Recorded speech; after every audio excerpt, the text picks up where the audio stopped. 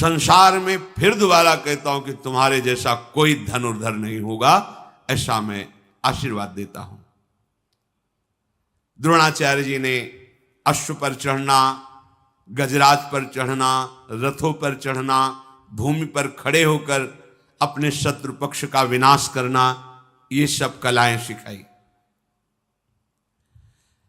ऐसा चल ही रहा था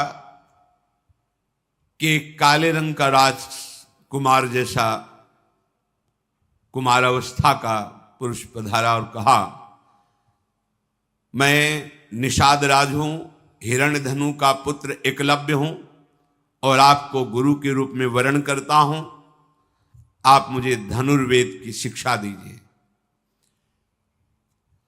वो ऐसा कह रहा था कि द्रोणाचार्य जी की दृष्टि कौरवों पर पड़ी तो सब क्रुद्ध होकर देख रहे थे कि ये भील हमारे साथ कैसे एक साथ धनुर्विद्या ग्रहण करे।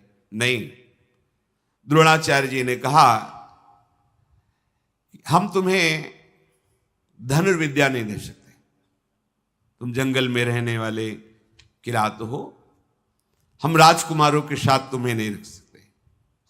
देखो, गुरु कह दे शिष्य से कि हम तुम्हें शिष्य नहीं मानते, कुछ नहीं बिगड़ा। शिष्य हृदय में स्वीकार कर ले मैं गुरु मानता हूं, सब बन जाएगा। गुरु खूब कहे तुम हमारे शिष्य हो, पर तुम बात ना मानो तो बिल्कुल कल्याण नहीं होगा।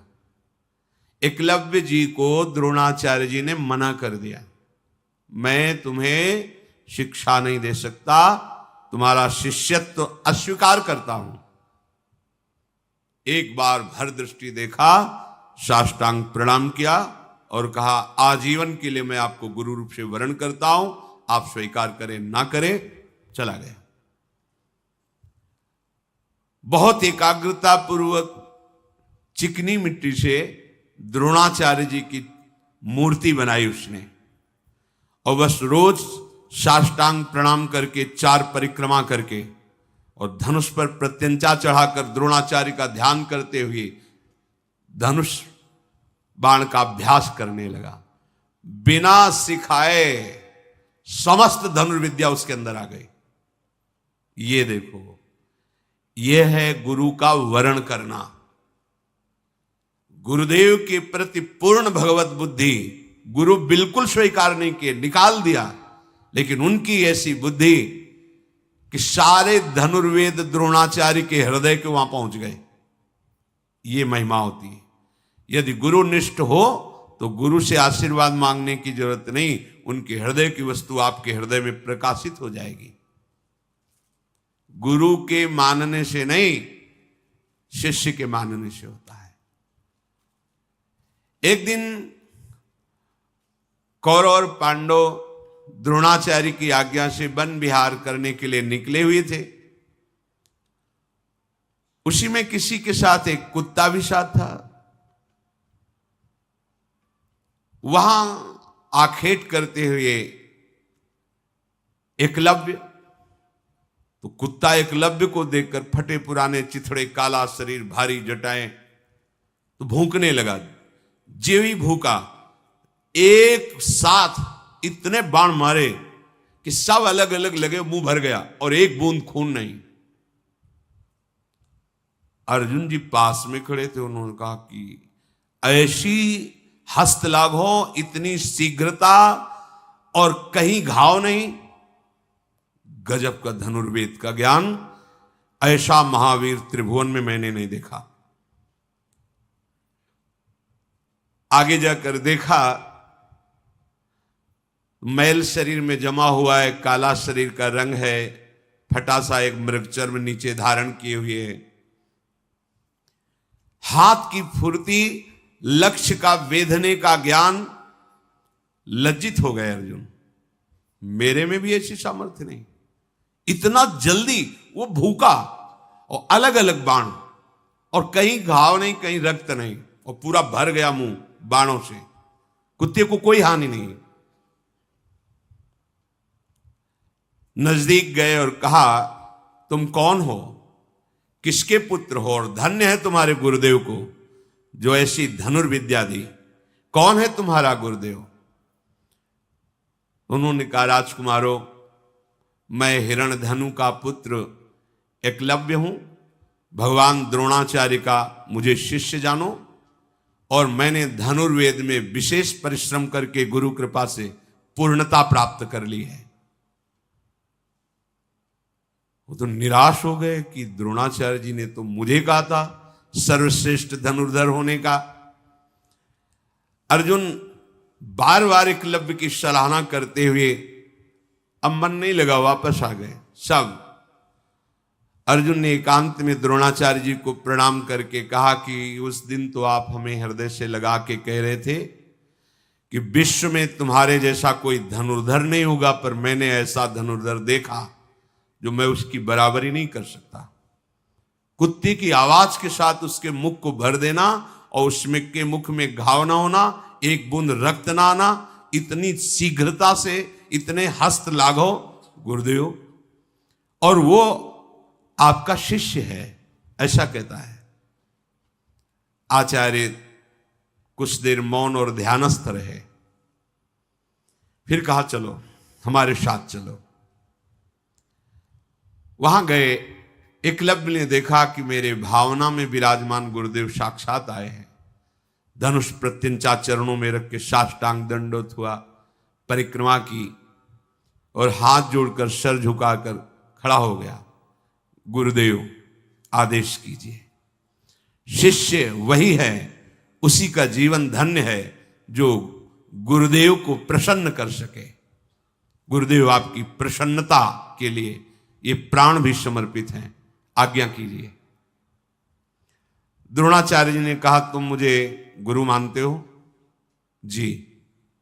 तो गुरुदक्षिणा दीजिए, आज्ञा कीजिए। और धनुर्विद्या में सबसे ज्यादा कार्य दाहिने अंगूठे का होता है। ये दाहिना अंगूठा गुरुदक्षिणा में दे दीजिए। 1 सेकंड नहीं लगाया, काट कर अर्पित कर दिया। बिना अंगूठा के धनुर्विद्या। फिर द्रोणाचार्य जी ने कहा धन्य, तुम्हारे जैसा शिष्य कोई बिरला ही होता है। मैं बहुत प्रसन्न हुआ।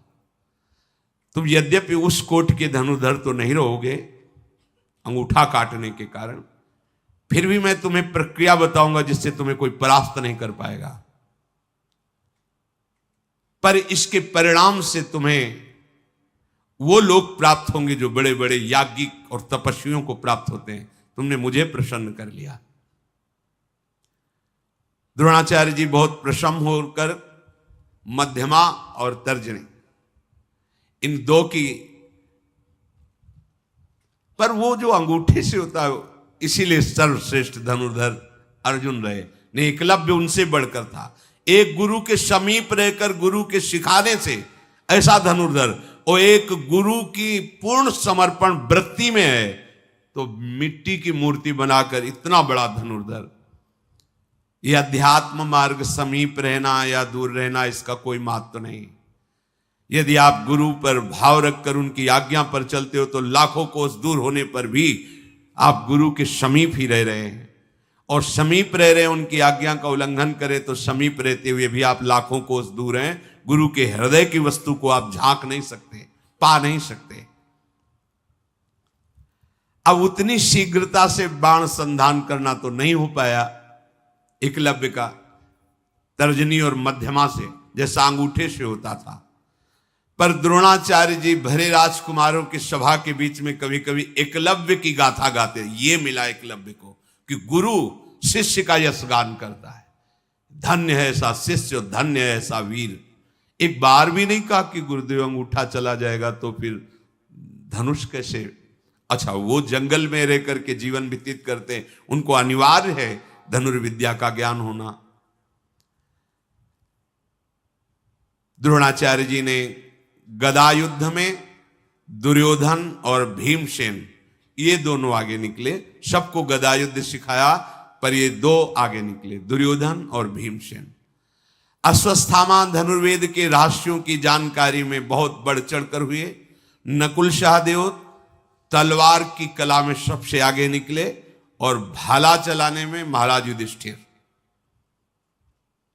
बिना देखे भी आवाज पर भाले से प्रहार कर सकते थे महाराज युधिष्ठिर। बुद्धि की, मन की एकाग्रता, उत्साह, अस्त्र विद्याओं की प्रवीणता, अस्त्रों का अभ्यास, गुरु के प्रति समर्पण, ये सब अर्जुन का सबसे ऊंचा था। धृतराष्ट्र के पुत्रों के हृदय में दुष्टता वास करती थी। वो पांडवों को प्रवीण देख करके बहुत हृदय में जलते थे। खास करके भीमसेन को देखकर दुर्योधन का हृदय जलता ही रहता था। नरश्रेष्ठ द्रोण ने एक दिन सबसे कहा कि हमने जितनी हमको गुरु कृपा से विद्याएं प्राप्त थी सब सिखा दिया, आप सब लोग एकत्रित हुई और परीक्षा दीजिए।